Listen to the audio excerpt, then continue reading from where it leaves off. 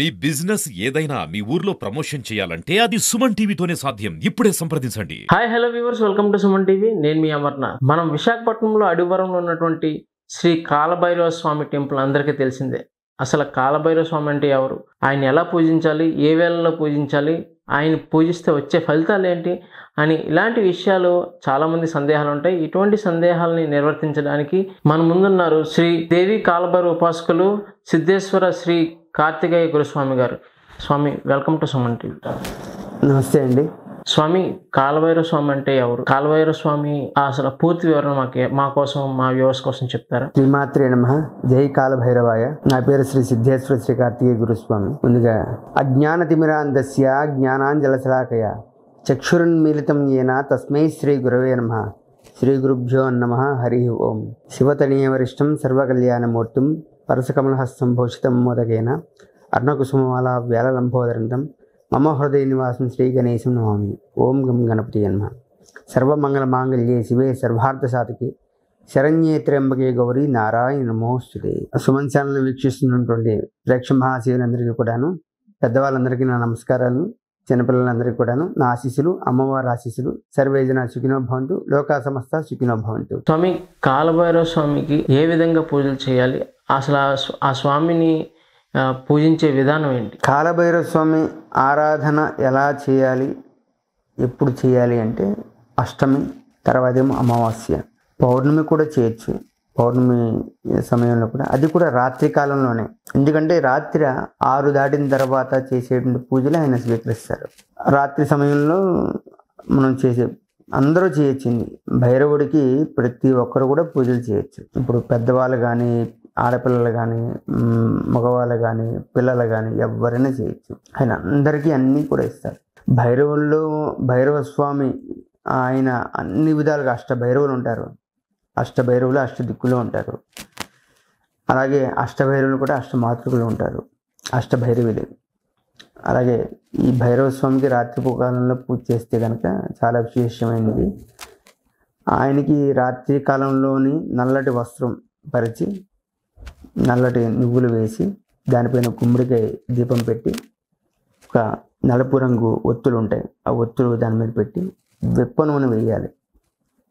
వెప్ప నూనె అంటే నువ్వుల నూనె, ఆవు నెయ్యి కాదు, వెప్ప నూనె వేయాలి. ఆ వెప్ప నూనె వేసిన తర్వాత స్వామికి ఇష్టమైనటువంటి గారెలు, మిరియపు గారెలు, మిరియాలతో తయారు చేస్తారు. ఆ మిరియాలతో చేసే గారెలు, అవిను కట్టు పొంగలి, మిరియపు పొంగలి అంటారు. ఆ రెండు కూడా స్వామికి నైవేద్యం పెట్టచ్చు. దాంతో పాయసం కూడా నైవేద్యం పెట్టచ్చు. ఫస్ట్ సంకల్పం చేసుకొని, దీపారాధన చేసి సంకల్పం చేసుకొని, ఫస్ట్ మీ గోత్రం పేర్లు చెప్పుకొని, మీ సంకల్పం ఏదైతే ఉందో, మమ సంకల్పే అభీష్ట సిద్ధిరస్తు అని చెప్పుకోండి. చెప్పుకున్న తర్వాత స్వామికి, మీరు చాలామందికి మంత్రం వచ్చిన వాళ్ళు మంత్రంతో పూజ చేస్తూ ఉంటారు. మంత్రం రాని వాళ్ళు మీ మనస్సే మంత్రం, మీ మనస్సుతో భైరవ స్వామికి మీరు చక్కగా ఆరాధన. ఓం భం భైరవాయ నమః వస్త్రం సమర్పయామి, ఓం భం భైరవాయ నమః ధూపం సమర్పయామి, ఓం భం భైరవాయ నమః ఇలాగా స్నానం సమర్పయామి, గంధం సమర్పయామి అని చెప్పుకుని మీరు చేసుకోవచ్చు చక్కగా. అలా చేసుకొని అలాగే ధూపం వేయండి. ధూపం ఇచ్చిన తర్వాత నైవేద్యాన్ని సమర్పించండి. గాయత్రి మంత్రం చెప్పుకోండి. లేదంటే భైరవాయ నమః ఫలానా నైవేద్యం నీకు సమర్పిస్తున్నామని చెప్పేసి చెప్పుకోండి. నైవేద్యం చూపించండి. చక్కగా తాంబూలం పెట్టుకోండి. అక్కడ 3 ఆకులు 2 చెక్కలు. చాలామంది ఒక ఆకు చెక్క పెడుతూ ఉంటారు. 3 ఆకులు 2 చెక్కలు పెట్టి తాంబూలం పెట్టండి. చిల్లర కాయిన్ గట్ట ఏం పెట్టద్దు. తర్వాత హారతి ఇవ్వండి స్వామికి, భైరవ స్వామికి. మంత్రపుష్పం చెప్పి పెట్టండి. కాలభైరవ అష్టకం చదవండి. ఫస్ట్ కాలభైరవ అష్టకం చదవండి. ఇది చివరికి వచ్చేసరికి కాలభైరవ స్వామి అష్టకం చదివి విభూతి చేతితో పట్టుకొని ఆ కాలభైరవ అష్టకం చదువుతూ స్వామి చిత్రపటం దగ్గర కానీ అక్కడ వేస్తూ ఇలా చేస్తూ ఉండండి. మీరు చేస్తే చక్కగా స్వామి యొక్క ఆరాధన చేసిన తర్వాత ఆ విభూతి పెట్టుకోండి. ఈ రకంగా అష్టమి రోజు, అమావాస్య రోజు, అలాగే పౌర్ణమి రోజు కూడా మీరు భైరవ స్వామి దేవాలయంలో చేయలేకపోయినా మీరు రాత్రిపూట మీ ఇంట్లో కూడా చేసుకోవచ్చు. మంచి సత్ఫలితాన్ని స్వామి ఇస్తాడు.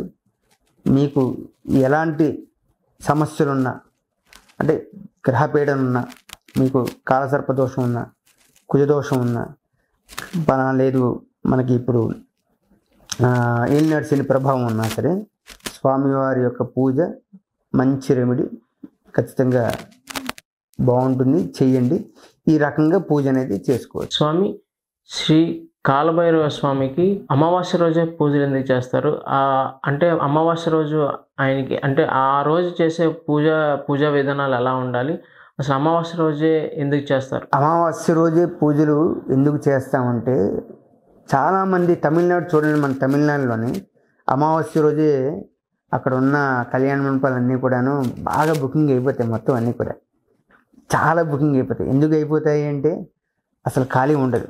అమావాస్య రోజు పెళ్లి చేసుకుంటాం. మనకి ఇటుపక్క వచ్చేసరికి, ఈ ప్రాంతానికి వచ్చేసరికి అమావాస్య అనేసరికి కొంతమందికి ఏంటంటే ఏదో కొద్దిగా వేరేగా భావిస్తుంటారు. కానీ కాలభైరవుడికి అమావాస్య రోజు అంటే శూన్యంగా ఉండాలి, మొత్తం అంతా కూడా అంటే ధర్మంగా ఉండాలి. అంటే ఏది ఆశించేది కాదు, ఆశించకుండా ఆయన చేసేది. అలాంటిది ఏది ఆశించకుండా ఉన్నది ఏంటి? అమావాస్య కదా. మనకి పౌర్ణమి అయితే నిండు పున్నమితో కనిపిస్తూ ఉంటాడు, కానీ అమావాస్య ఏంటంటే ఓన్లీ బ్లాక్, మన జీవితం అంతా కూడా శూన్యం, ఏమీ ఉండదు. అలాంటి అమావాస్య రోజు ఆయన ప్రీతికరం ఏంటంటే అతీతమైనటువంటి శక్తి. అప్పుడు ఆ అమావాస్య రోజు కొన్ని క్షుద్ర పూజలు అవి చేస్తూ ఉంటారు, కొన్ని ఏవేవో అయితే ప్రయోగాలకు సంబంధించిన అన్ని కూడా చేస్తూ ఉంటారు. కానీ అదే అమావాస్య రోజు కాలభైరవుడి ప్రీతికరం. అంటే తాంత్రికమైనటువంటి శక్తిని ఆయన వెంటనే రీషెడ్యూల్ చేస్తూ ఉంటారు. ఆ రోజు చేయడం వల్ల ఏంటంటే ఆయన ఆ రోజు ఆధ్యాత్మికంగా, అమావాస్య రోజు ఆయన అనుష్ఠాన సాధనలో ఉంటారు స్వామి ఎప్పుడు కూడా. కాలభైరవుడు ఎప్పుడు అష్టమి అమావాస్య రోజు అనుష్ఠాన సాధనలో ఉంటారు. ఈ అమావాస్య రోజు ఏదైతే ఉందో అంటే ఇప్పుడు మనకి ఉన్నటువంటిది బ్యాడ్ నెగటివ్ ఏదైతే ఉంటుందో అంతా కూడా రిమూవ్ చేసేది అమావాస్య రోజే. పాజిటివ్ ఎనర్జీ ఇచ్చేది కూడా అమావాస్య రోజే. అందుకే విశేషంగా అమావాస్య రోజు అనేది పట్టుకుంటారు. అమావాస్య రోజు ఎలాంటి ప్రయోగాలు చేసినా ఫలితాలు ఇస్తూ ఉంటాయి. అమావాస్య రోజు ఎలాంటి పూజలు చేసినా సరే ఫలితాలు ఇస్తూ ఉంటాయి. అందుకని అమావాస్య రోజు భైరవుడికి ప్రీతికరమైన రోజు. అష్టమి కూడా అలాగే ప్రీతికరమైన రోజు. అంటే ఒక భైరవుడికనే కాదు, దశమహావిద్యలో ఉన్నటువంటి అమ్మవార్లందరికీ కూడా అమావాస్య అష్టమి అనేది ప్రీతికరమైనది అనమాట. ఆ రోజు సాధకులకి చాలా గొప్ప విశేషమైంది. సాధకులకి అమావాస్య రోజు, మాలాంటి సాధకులకి అమావాస్య రోజు అనుష్ఠానం చేస్తాము. ఒక్క అమావాస్య రోజు మేము అనుష్ఠానం చేసాము అంటే కనుక మేము 365 రోజుల అనుష్ఠానం చేసినట్టు అంత శక్తి వస్తుంది. అలాగా అమావాస్య అనేది ప్రీతికరమైంది కాబట్టి అమావాస్య రోజు కొంతమంది పూజలు చేయడం వల్ల ఏంటంటే మీరు చేసే కొంత పూజలోనైనా సరే కొంతైనా సరే ఒక 100లో 10% కానీ 50% కానీ మీకు ఆ యొక్క ఫలితాన్ని భైరవుడు ఇస్తాడు. అందుకే అమావాస్య ప్రీతికరమైంది. ఆ రోజు చేయండి. చక్కగా అమావాస్య రోజు మంచి పూజలు చేసుకుని మీరు మంచి సత్ఫలితాన్ని పొందండి. స్వామి, కాలభైరవ స్వామికి పూజించడం వల్ల వచ్చే ఫలితాలు ఎలా ఉంటాయి? ఏ విధంగా పూజ చేస్తే ఫలితాలు బాగుంటాయి? కాలభైరవ స్వామికి పూజ చేయడం వల్ల ఏంటంటే కొంచెం నెగిటివ్ పాజిటివిటీ, మనలో ఉన్న నెగిటివ్ ఎనర్జీ ఏదైతే ఉంటుందో అది పోతుంది. పాజిటివ్ ఎనర్జీ అతి శీఘ్రంగా మనకి మన జాతకంలో కొన్ని ఏవైతే ఉంటాయో అవన్నీ కూడా మార్పులన్నీ కూడా ఉంటాయి. మనకి ఏదైనా కొద్ది పనులు ఆటంకం కలుగుతూ ఉంటాయి కదా, అది అతి శీఘ్రంగా పనులు అవుతాయి అన్నమాట.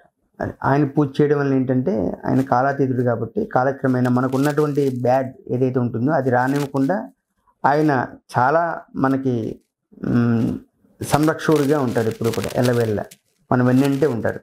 అది చక్కగా నేను చెప్పిన రెమెడీస్ అందరూ పాటించండి. అలాగే ఈ అవకాశం ఇచ్చిన సుమన్ ఛానల్ వాళ్ళకి, అలాగే ప్రేక్ష మహాశయులందరికీ కూడాను నా ఆశీస్సులు, అలాగే కాలభైరవుడు ఆశీస్సులు అందరికీ ఎల్లవేళ్ళ తప్పకుండా ఉండాలి.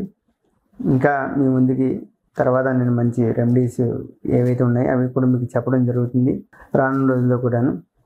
అందరూ కూడా ఆయురారోగ్య ఐశ్వర్యాలతో చక్కగా ఉండాలి. సర్వేజన సుఖినో భవంతు, లోకా సమస్త సుఖినో భవంతు. జై కాలభైరవ. శ్రీమాత్రే నమః. ఆయుష్మాన్ భవ. చూశారు కదండి, సిద్ధేశ్వర శ్రీ కార్తికేయ గురుస్వామి గారు చక్కటి వివరణ.